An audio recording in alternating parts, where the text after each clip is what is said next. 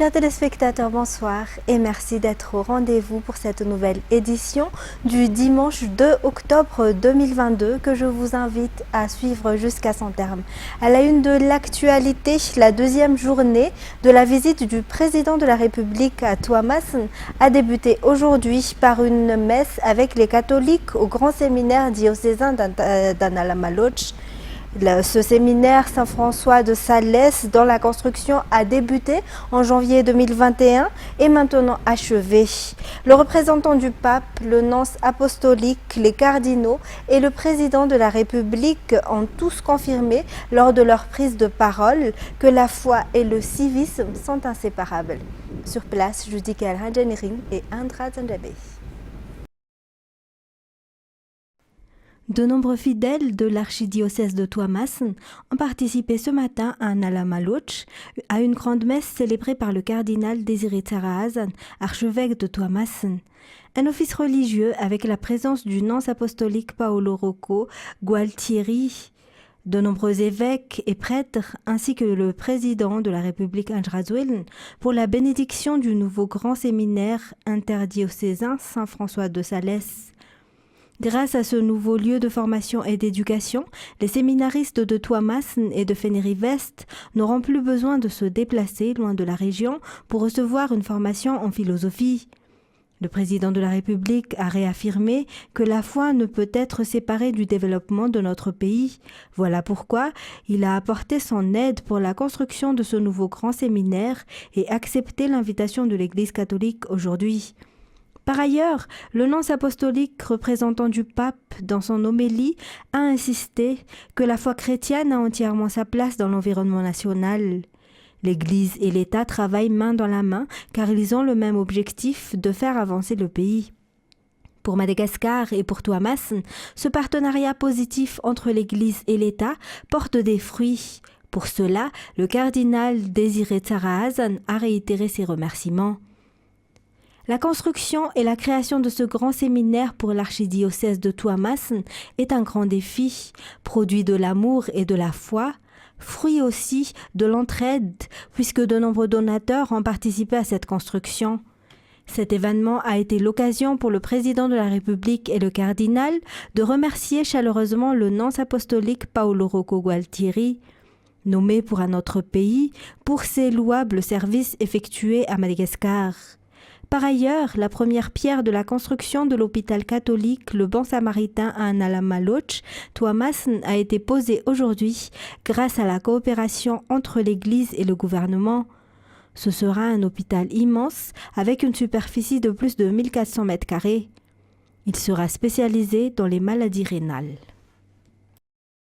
Et désormais, le BNGRC a son propre bureau régional dans la région Atsnanan. Le président de la République Andrazuelen l'a inauguré hier à Tuamasin. L'existence du BNGRC et les équipements adéquats ont permis de faire face rapidement aux catastrophes lors des cyclones. Ce bureau régional a été créé dans le cadre de la prévention et de la préparation aux catastrophes. Toujours un reportage de Judika El-Hadjanirin et de Andra Zandabe.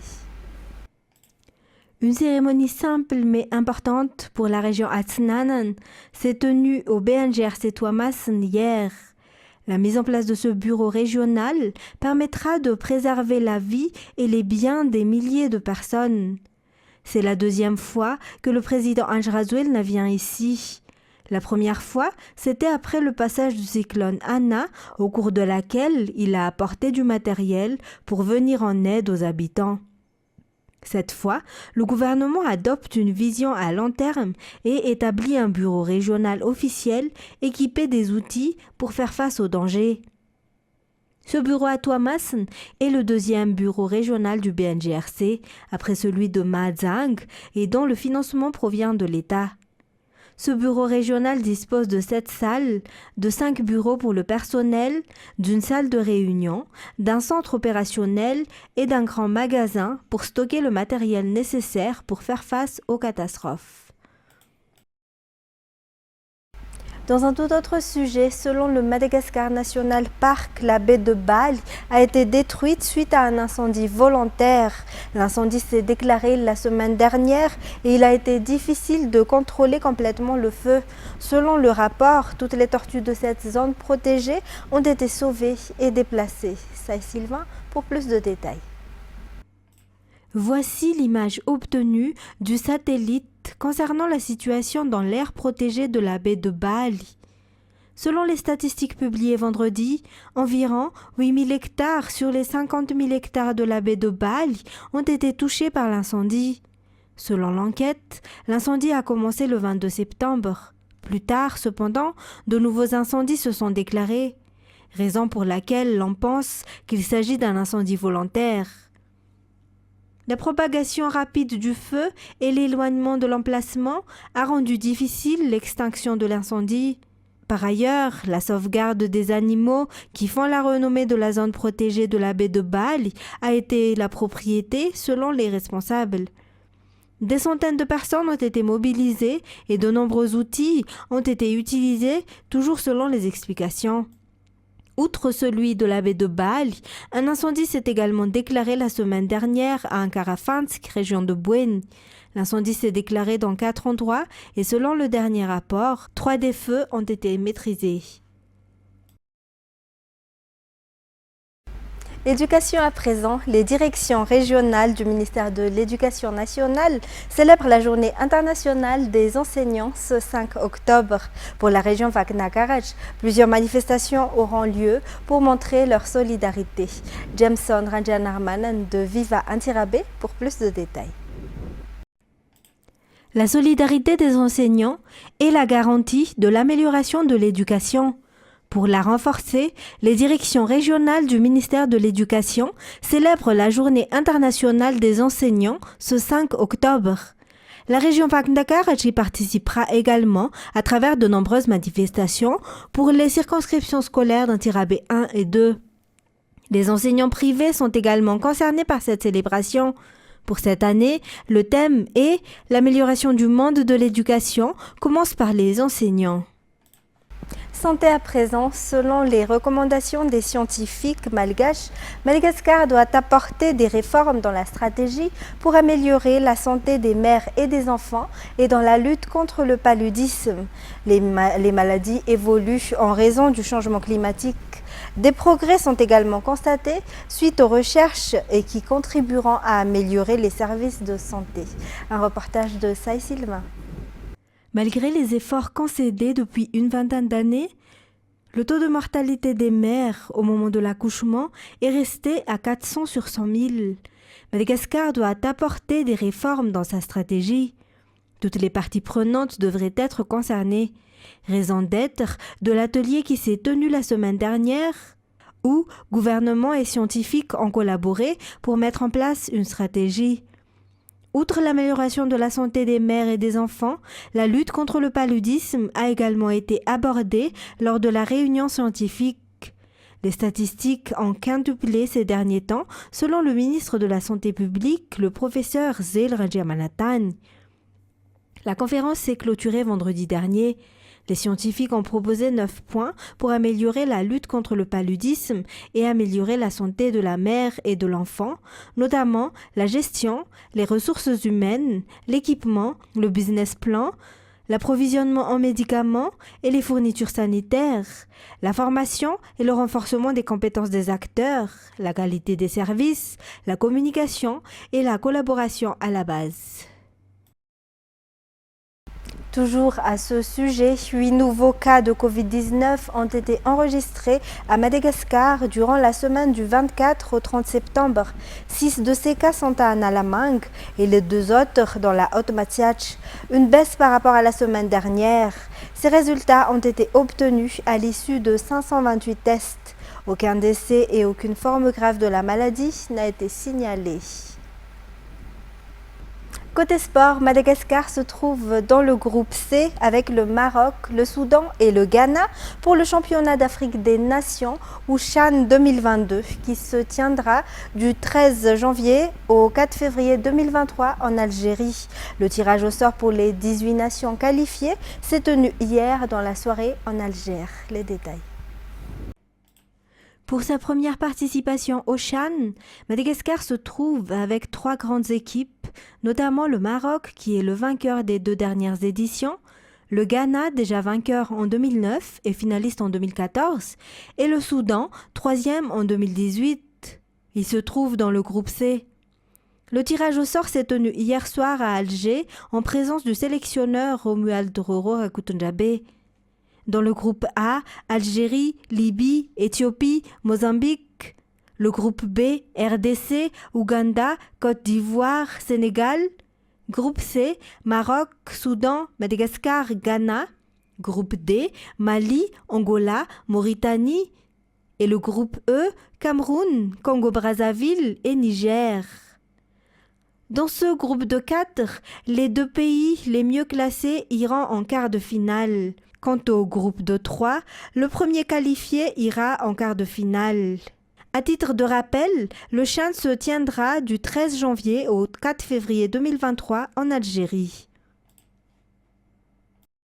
On poursuit cette édition par les actualités internationales. Des dizaines de manifestants rassemblés devant l'ambassade de France à Ouagadougou ont été dispersés dimanche par des tirs de gaz lacrymogène, 2 jours après un coup d'État qui a chassé du pouvoir le colonel Damiba. Le dirigeant militaire autoproclamé de Burkina Faso, le capitaine Ibrahim Traoré, a déclaré dimanche que la situation dans le pays était sous contrôle. Il a aussi appelé la population à éviter tout acte de violence et de vandalisme visant les institutions françaises. France 24. Panique générale aux alentours de midi dans le centre de Ouagadougou. Des tirs de feu, des mouvements de foule et un cortège militaire ont été enregistrés ce samedi en début d'après-midi avec des militaires qui contrôlent les zones stratégiques de la ville, le centre de télécommunications RTB, l'Assemblée nationale et la présidence. Le mot d'ordre pour le dirigeant autoproclamé, la sécurité, et ce par tous les moyens. Cela fait suite à notre ferme volonté d'aller vers d'autres partenaires prêts à nous aider dans notre lutte contre le terrorisme. Le lendemain du coup d'État a commencé comme n'importe quel autre samedi à Ouagadougou. Des associations se sont regroupées pour porter leur soutien au nouvel homme fort du pays. Mais après un deuxième coup d'État en un an, il signale à Ibrahim Traoré qu'il est attendu au tournant. Celui qui vient de prendre le pouvoir doit écouter la population. S'ils suivent la volonté du peuple, alors on les soutiendra nuit et jour. Sinon, ils nous croiseront sur leur chemin. Une situation volatile et une population sur les gardes, même si certains ne peuvent pas se permettre de rester chez eux. Ça leur coûterait cher, littéralement. En effet, les violences qui accompagnent le coup d'État ont un impact économique sur les populations les plus vulnérables qui vivent au jour le jour. Hier, c'était difficile. On est arrivé au marché et on n'a rien vendu. À la maison, on ne peut pas dormir à cause des coups de feu. À chaque fois qu'il y a des coups d'État, c'est nous, les pauvres, qui souffrons. Et quand on est arrivé hier, on est venu pour rien. Une situation toujours instable et changeante. Un coup d'État condamné par les institutions internationales qui espéraient justement voir une transition démocratique d'ici 2 ans au Burkina Faso. Et puis, l'armée ukrainienne est entrée dans Liman, ville stratégique de l'Est de l'Ukraine, dans la région de Donetsk, dont l'annexion par Moscou a été fermement condamnée par la communauté internationale. Pour Kiev, c'est une victoire importante qui s'inscrit dans la contre-offensive lancée depuis la région de Kharkiv le 6 septembre. France 24. Une colonne de fumée s'élève de la banlieue de Kupiansk, tout juste reconquise par les troupes ukrainiennes. C'est libéré. Par contre, ils ont continué de tirer avec les artilleries, tout ça, avec les raquettes. Les canons ukrainiens prennent désormais position sur les hauteurs. Les habitants ne prêtent plus attention au départ de feu. Beaucoup partent, leur ville est détruite et loin d'être sécurisée. Ils ont contre-attaqué les positions des militaires ukrainiens juste 3 jours avant. Où ça? Là, c'est ici. C'est à la fin des villes. Ils sont attaqués avec les petits chars, tout ça, avec les petits groupes militaires. Là se situe l'enjeu pour les Ukrainiens. Continuer la contre-offensive tout en sécurisant les arrières. Nous sommes dans la base d'un bataillon des forces spéciales ukrainiennes. C'est ce bataillon qui a cassé les premières lignes de défense russes et ces hommes continuent aujourd'hui la contre-offensive. Le major Klever, son surnom, est l'un des commandants du bataillon. Les Russes, selon lui, montrent toujours la même faiblesse. Chez nous, les décisions de terrain sont prises rapidement par les commandants qui sont sur le terrain. Ils ont toute l'attitude pour décider. L'armée russe est toujours fixée sur un système vertical. S'ils n'ont pas le feu vert du plus haut gradé, l'infanterie ne bouge pas. C'est ce qui nous permet de les aplatir.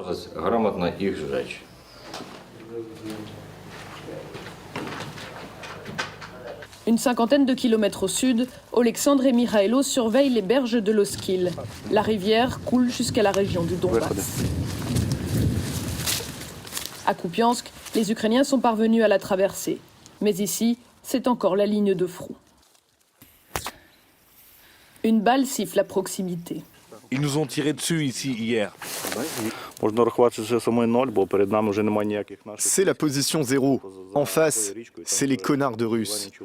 Notre rôle, c'est de surveiller que personne ne traverse ou ne repère nos positions, pour que notre artillerie et notre armement ne soient pas détruits. On ne doit pas laisser passer leur groupe de reconnaissance. On veille aussi à ce que les Russes qui n'ont pas eu le temps de s'enfuir sur l'autre côté de la rive ne s'approchent pas.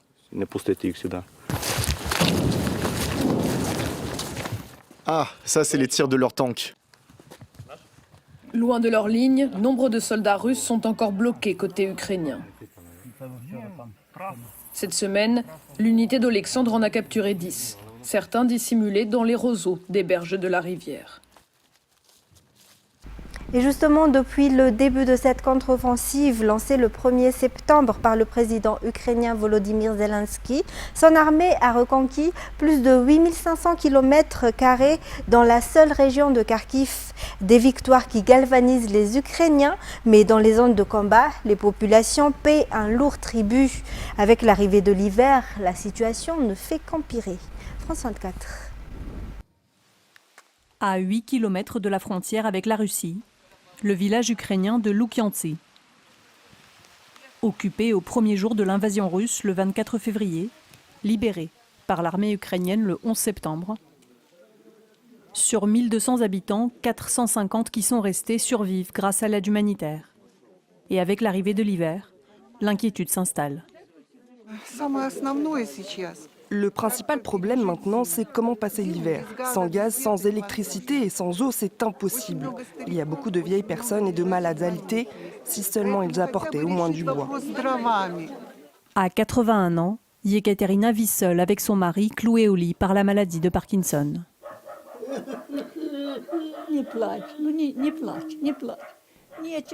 Je n'ai pas de quoi le raser. Il n'y a pas de rasoir. J'en ai commandé aux soldats aujourd'hui. Regardez, j'en avais plein, je les ai tous utilisés. J'allais en demander aux soldats et ils ne m'ont jamais refusé. Tout, je fais tout moi-même. Dans ces zones bouclées par l'armée, il manque aussi de médicaments. Ceux-là, où vais-je les trouver désormais ?